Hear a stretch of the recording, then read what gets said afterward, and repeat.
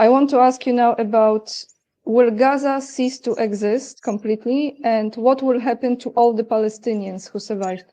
Well, the land is going to be there, and it'll be beachfront property. Alistair Crook has been, I think, the clearest writer.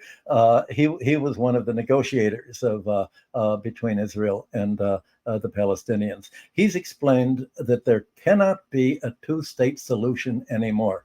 The Israelis say, we are going to kill all of the Palestinians. The Palestinians say, well, we can't exist with the Israelis, and we have to defend ourselves. If we don't kill them, they're going to kill us. So Israel has to be either Palestinian or Israeli. It can't be both. That is ended forever. So anyone who talks of a two-state solution, they're just not looking it up. So the question is, how is Gaza going to exist? Either it's going to be all Israeli, and the Gazians will be forced to flee. The Israelis want them to flee by boats and to be sunk in the.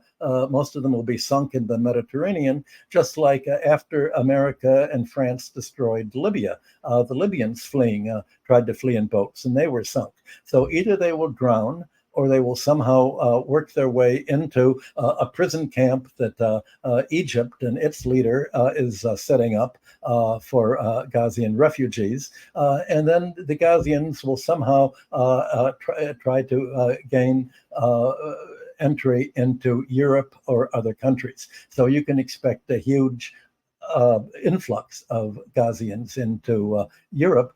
Some people have suggested, well, now that Ukraine is turning into a land without a people, maybe either the Gazans who can turn Ukraine over to the Palestinians, or we could give it to the Israelis, saying, well, this is your ancestral land, where this is where all of the pogroms that started Zionism begun. Now you can go back, and there are no more Ukrainians to have pogroms against you. Maybe the Israelis should go to Ukraine.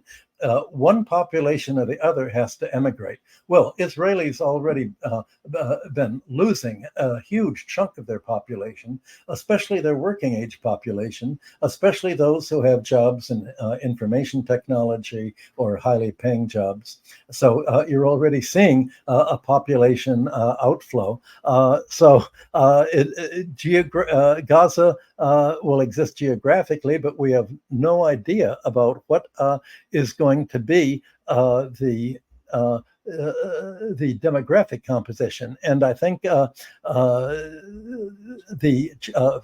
Israeli Defense Forces chief, Herzi Halevi, said just last Sunday that he announced Israel knows how to handle Iran just as they're handling Gaza, that they prepared for this. They have good defensive systems. And he said, we are operating and cooperating with the USA and strategic partners in this region. So the U.S. is going to be putting pressure on Egypt to expand the concentration camps that it's setting up, and to pressure the Europeans. Maybe so many Germans are leaving their country now that there's no more work for them. Maybe the Palestinians will go to Germany and other European countries, and wherever they can find some kind of refuge.